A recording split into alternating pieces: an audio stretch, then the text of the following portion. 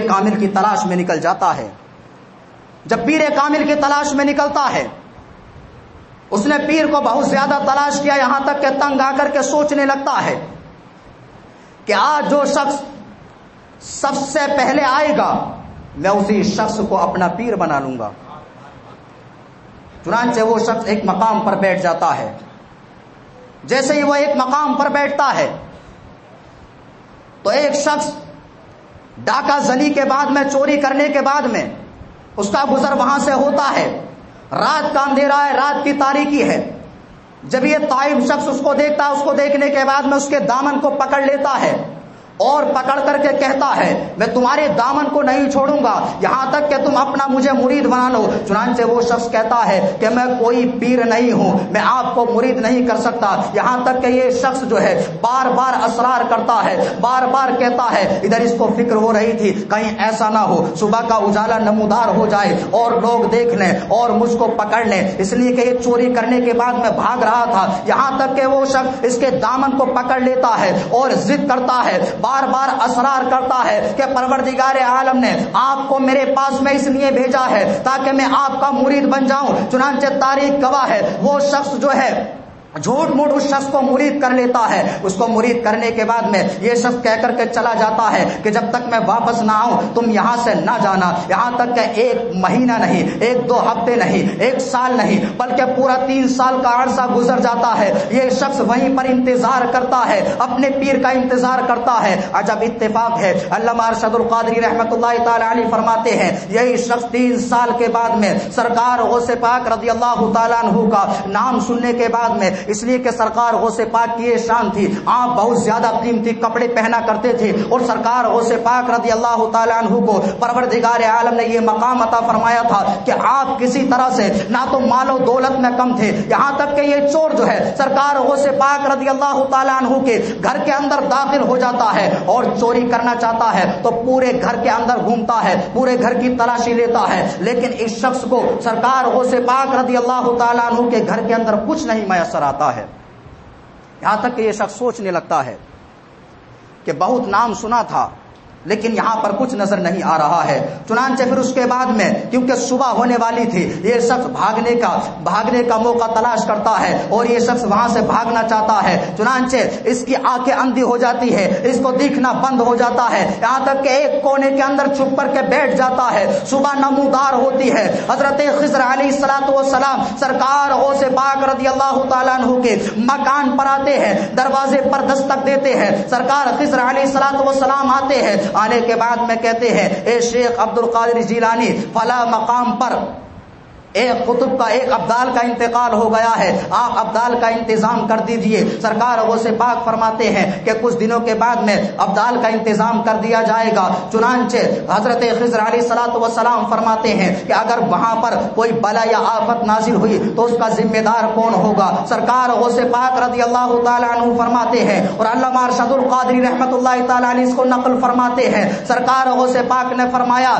کہ فلاں یعنی میرے گھر کے اندر ایک کونے میں ایک ابدال چھپا ہوا ہے. چنانچہ اس کو پکڑ کر کے لایا گیا. سرکار غوث پاک کی بارگاہ میں وہ شخص حاضر ہوتا ہے. سرکار غوث پاک اس کا ہاتھ پکڑتے ہیں، حضرت خضر علیہ الصلوۃ والسلام کے ہاتھ میں دے دیتے ہیں. یہ شخص رونے لگتا ہے اور کہنے لگتا ہے میں تو چور ہوں، یعنی میں ولی نہیں ہوں، کوئی ابدال نہیں ہوں. سرکار غوث پاک نے فرمایا آپ کو ابدال بنا کر کے بھیجا جا رہا ہے. چنانچہ سرکار غوث پاک نے اس چور کا ہاتھ پکڑ کر کے حضرت خضر علیہ الصلوۃ والسلام کے ہاتھ میں دیا. سرکار غوث پاک کے ہاتھ کی کرامت یہ ہے کہ پروردگار عالم نے ایک ہی لمحے کے اندر کہ جو شخص سرکار غوث پاک کے گھر کے اندر چوری کے لیے آیا تھا، پروردگار عالم نے سرکار غوث پاک کے دست حق پرست کی برکت سے ایک ہی لمحے کے اندر ولی کامل بنا دیتا ہے. تبھی تو ہم کہتے ہیں کہ نگاہ ولی میں وہ تاثیر دیکھی، بدلتی ہزاروں کی تقدیر دیکھی.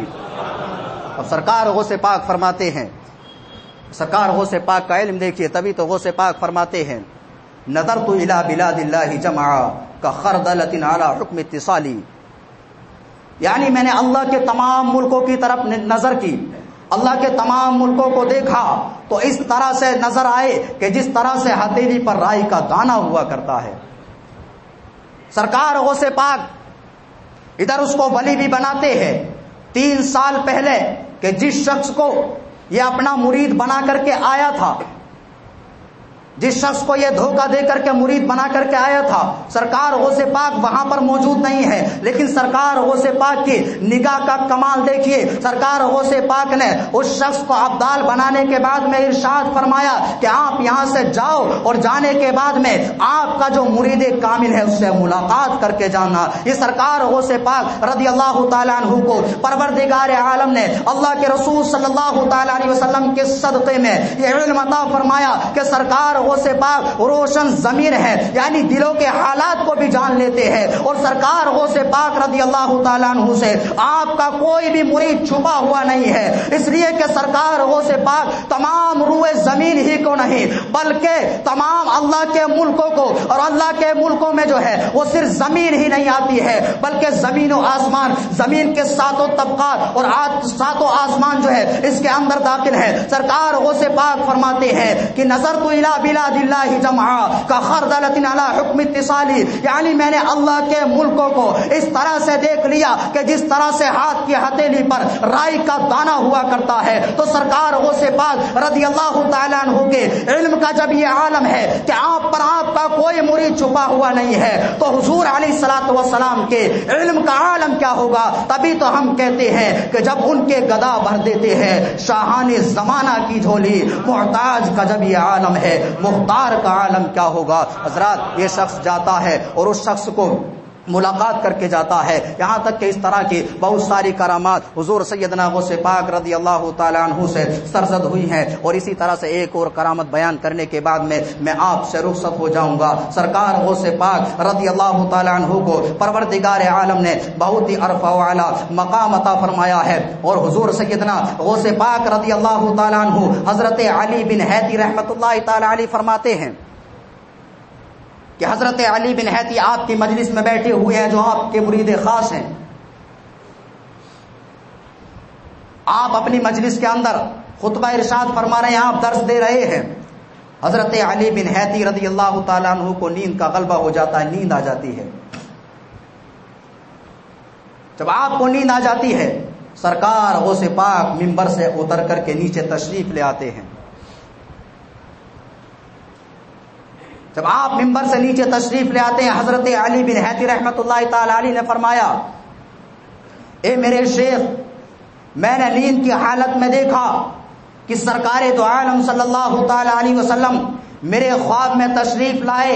اس پر سرکار غوث پاک رضی اللہ تعالی عنہ نے فرمایا، سرکار غوث پاک کی کرامات دیکھو اور سرکار غوث پاک کا مقام دیکھو کہ آپ کا مرید سرکار دو عالم صلی اللہ تعالی علیہ وسلم کا خواب میں دیدار کر رہا ہے، اور سرکار غوث پاک ہیں کہ منبر سے اتر کر کے تشریف لے آتے ہیں۔ سرکار غوث پاک فرماتے ہیں کہ آپ نیند میں سرکار دو عالم صلی اللہ تعالی علیہ وسلم کا دیدار کر رہے تھے، لیکن میں اپنی جاگتی ہوئی آنکھوں سے، اپنے ماتھے کی نگاہوں سے حضور علیہ الصلوۃ والسلام کا دیدار کر رہا تھا۔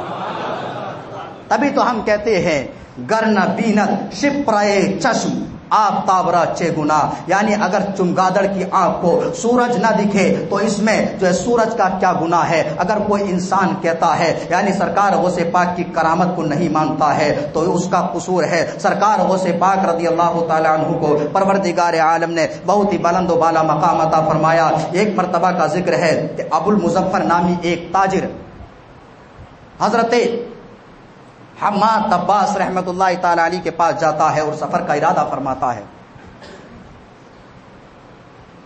حماد عباس رحمت اللہ تعالی علیہ نے فرمایا کہ آپ سفر پر نہ جائیں، اس لیے کہ آپ سفر پر جائیں گے تو آپ کو نقصان پہنچ سکتا ہے۔ پھر اس کے بعد میں یہ شخص مختصر بتا رہا ہوں، وقت ہو رہا ہے۔ یہ شخص حضور سیدنا غوث پاک رضی اللہ تعالی عنہ کے پاس میں جاتا ہے، سرکار غوث پاک کے پاس میں جاتا ہے۔ سرکار غوث پاک نے فرمایا کہ آپ سفر پر جاؤ، آپ کو کوئی نقصان نہیں ہوگا۔ یہ اللہ کے ولیوں کی شان ہے۔ حماد عباس رحمت اللہ تعالی علیہ کہہ رہے ہیں کہ آپ سفر پر جائیں گے تو آپ کو نقصان ہو سکتا ہے، اور غوث پاک فرما رہے ہیں آپ سفر پر جائیے، تجارت کی غرض سے جائیے، آپ کو کوئی نقصان نہیں ہوگا۔ یہاں تک کہ یہ شخص سفر پر جاتا ہے اور اپنا مال بیچنے کے بعد میں واپس آنے لگتا ہے